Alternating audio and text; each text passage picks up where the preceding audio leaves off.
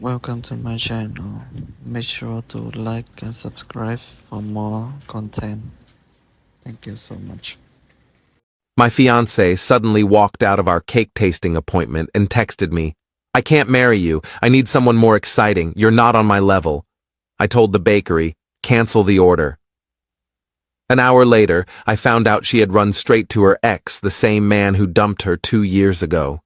3 days later, she and her ex were both standing at my door, panicking while I'm Ethan, 31, and until last week I thought I had my life figured out. I'd been engaged to Kara for 7 months, together for 2 years total. The wedding was 3 months away, invitations sent, venue booked, deposits paid. We'd been planning our future down to the paint colors in our hypothetical house. Then she blew it all up during a cake tasting. We'd scheduled the appointment at this upscale bakery for a Tuesday afternoon. Both of us took time off work. I showed up on time, excited actually, because Kara had been stressed about wedding planning, and I thought this would be a fun, low-pressure activity. She arrived 15 minutes late, which wasn't unusual, but she seemed off, distracted, kept checking her phone. The baker brought out the first samples, vanilla bean with raspberry filling. I tried mine, made some comment about how good it was. Kara barely touched hers, just pushed it around her plate with a fork. "You okay?" I asked. "Yeah, fine," she said, not looking at me. We tried 3 more flavors. She was completely checked out. Finally, the baker excused herself to get the contract paperwork, and that's when Kara stood up abruptly. "I need to go," she said. "What? We're in the middle of—" "I just need to go, Ethan. I can't do this right now." She grabbed her purse and walked out, just left me sitting there with the baker coming back with forms in her hand. I apologized, said we'd need to reschedule, and went outside to find Kara. Her car was already gone. I called her 3 times. No answer. Then I got a text. "I can't marry you. I need someone more exciting. You're not on my level, I'm sorry." I stood in that parking lot for probably 10 minutes, just staring at my phone. Not on her level? We'd been together for 2 years. She'd said yes when I proposed. We'd planned an entire wedding. And she was ending it via text in a bakery parking lot? I went back inside and told the baker to cancel our order. She looked sympathetic but didn't ask questions, which I appreciated. Then I drove home in a daze. By the time I got home, Kara had already come by the apartment, we lived together, and taken some of her things, not everything, just essentials, clothes, toiletries, her laptop. There was no note, no explanation beyond that text. I called my best friend Ryan, told him what happened. He went quiet for a second, then said, "Man, I hate to tell you this, but Kara's ex Brandon is back in town. I saw him at the gym yesterday. He asked about her." Brandon, Kara's ex-boyfriend from before me. They dated for 3 years, and according to Kara, he dumped her out of nowhere, moved across the country for work, broke her heart. She'd told me multiple times that their relationship had been intense, but toxic, that she'd grown as a person since then, that she'd never go back to that. "You think she's with him?" I asked Ryan. "I don't know, but the timing's weird." I checked social media. Nothing. Then I did something I'm not proud of. I logged into our shared iCloud account. We'd set it up months ago to share photos and calendars her location was on. She was at Brandon's mom's house. I recognized the address because Kara had pointed it out once when we drove past it. So, yeah. She'd walked out of our cake, tasting, and driven straight to her ex's place. The ex who supposedly destroyed her. The ex she claimed she was completely over. I sat on the couch for hours trying to process it. Finally, around 11 p.m., I started making calls.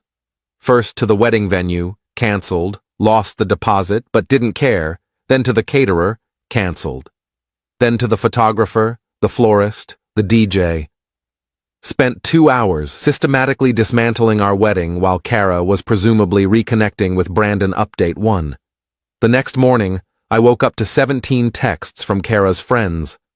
Apparently, she'd told them I'd been emotionally distant, and that she needed to follow her heart.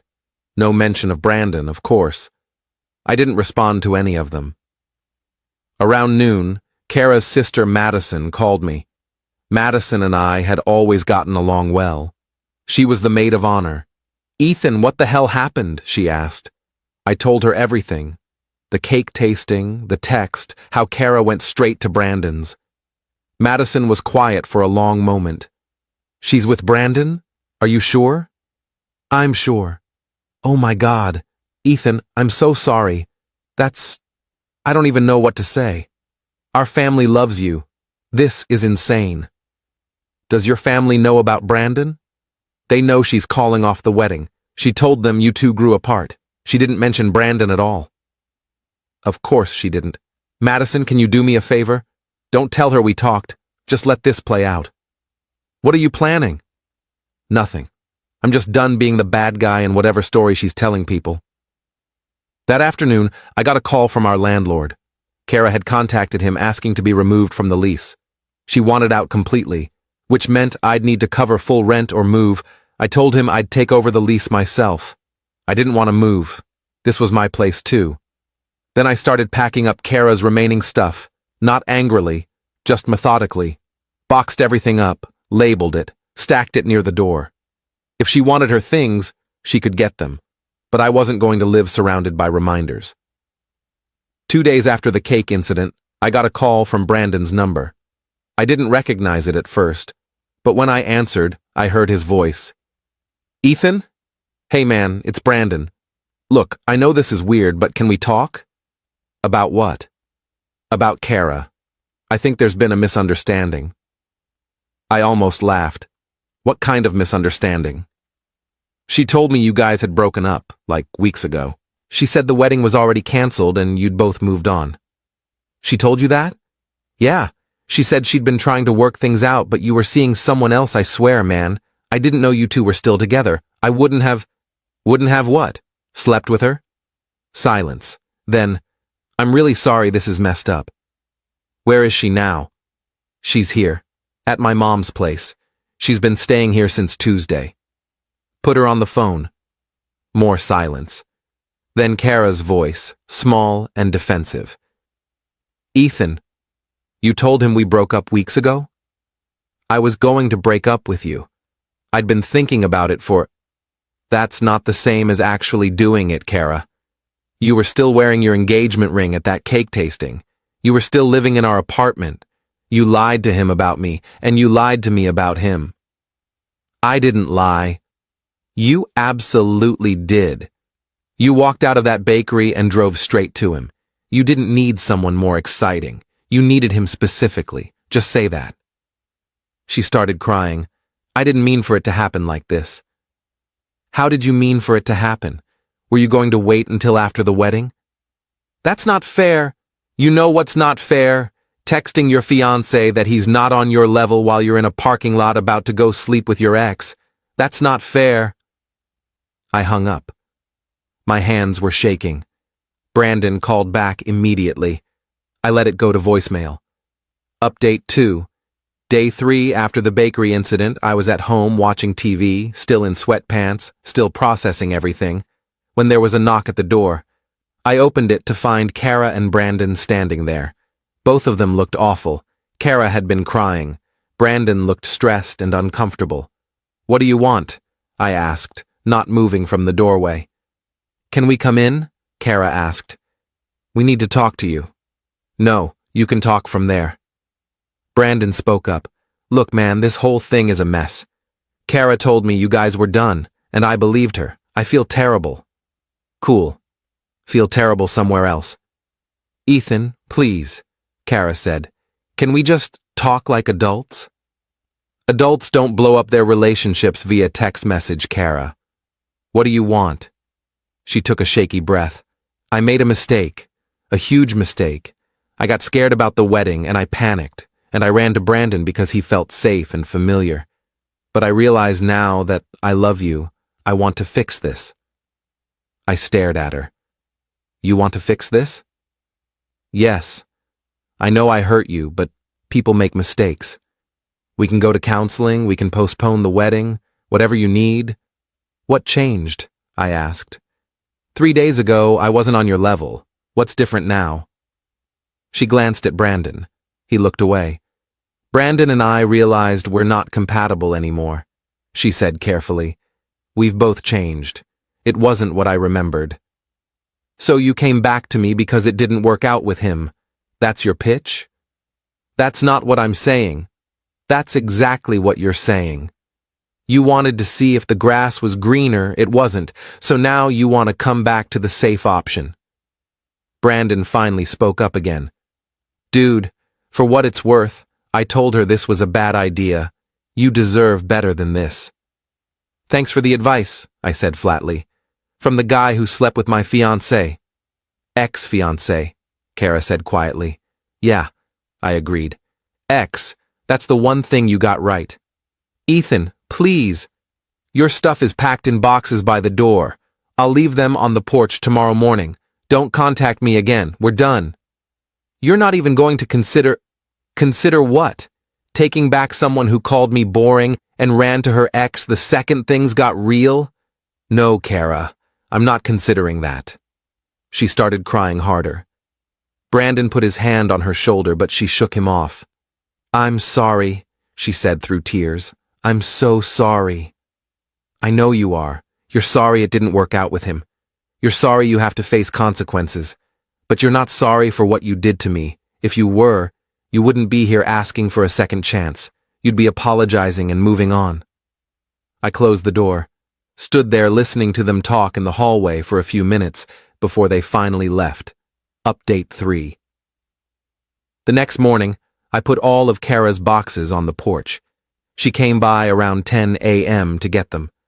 I watched from the window as she loaded everything into Brandon's car. Guess he was helping her move. They didn't knock or try to talk to me again. Over the next week, the full story started coming out through mutual friends. Turns out, Kara and Brandon had been texting for about a month before he moved back to town. Nothing physical until after she left me, according to both of them, but emotionally, she'd already checked out. Several of our friends felt betrayed on my behalf and cut her off. A few took her side, said I was being too harsh and everyone deserves forgiveness. I let those friendships fade. Kara's family reached out individually. Her mom apologized profusely, said she was ashamed of Kara's behavior. Her dad offered to pay back my portion of the wedding deposits, which I declined but appreciated. Madison kept in touch, giving me updates I didn't ask for, but kind of wanted anyway. The most interesting update came 3 weeks after everything went down. Kara and Brandon had a massive fight and broke up. Again. According to Madison, Brandon told Kara he couldn't trust her after she'd lied to him about me, and Kara accused him of leading her on. They were both apparently miserable. She keeps asking about you, Madison told me over coffee. Wants to know if you're seeing anyone, if you hate her, if there's any chance you'd talk to her. What do you tell her? That you've moved on and she needs to do the same. Good. Have you moved on, though? I thought about it. I'm getting there. Some days are harder than others, but I'm not sitting around waiting for her to come back, if that's what you mean. That's good. You deserve someone who doesn't need to test other options to appreciate you. Final update. It's been 4 months since the cake tasting disaster. I'm doing okay. Better than okay, actually. I threw myself into work, started going to the gym regularly, reconnected with friends I'd neglected during the relationship. My apartment feels like mine now, instead of ours. I got a dog, a rescue named Murphy, who's an absolute mess but makes me laugh every day.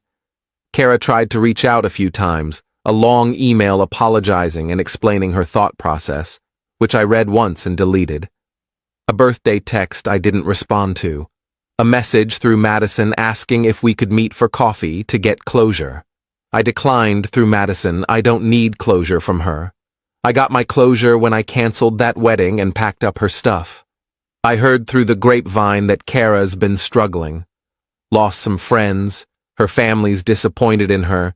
She's in therapy trying to work through why she sabotaged a good relationship. I don't take pleasure in that, but I don't feel guilty about it either. She made her choices. Brandon apparently moved back across the country, couldn't handle the drama and awkwardness of running into mutual friends who knew what happened. Can't say I blame him, though I also don't feel particularly sorry for him. The weirdest part of this whole thing is how many people have told me I dodged a bullet. At first, I hated hearing that, because it felt like they were minimizing what I'd lost. But they're right. I didn't just lose a fiancé. I avoided marrying someone who would have done this eventually anyway. Better to find out at a cake tasting than at a 5-year anniversary I've started dating casually. Nothing serious yet, but I'm open to it. The difference now is I know what I won't tolerate. I won't tolerate someone who makes me feel like I'm not enough. I won't tolerate someone who keeps one foot out the door. I won't tolerate being someone's backup plan. My friend Ryan asked me last week if I'd take Kara back if she showed up tomorrow, completely changed, genuinely sorry, ready to do the work. No, I said without hesitation, because even if she's changed, I've changed too. I'm not the guy who would accept that anymore. Last week, I got a wedding invitation in the mail, my buddy from college getting married next spring. There was a time when getting wedding invites would have been painful, reminder of what I lost. But when I opened it, I just felt happy for him. Maybe that's the real sign I've moved on. I've learned some things these past few months. I've learned that someone can love you and still betray you. I've learned that closure doesn't always come from conversations. Sometimes it comes from simply deciding you're done. I've learned that the trash sometimes takes itself out, and you should let it go instead of chasing after it. Mostly, I've learned that I'm going to be fine. Actually, I'm going to be better than fine. Because I'm choosing myself now, the way I should have been chosen all along. Thank you so much for watching. Hope you enjoyed the video. Make sure to like and subscribe for new content.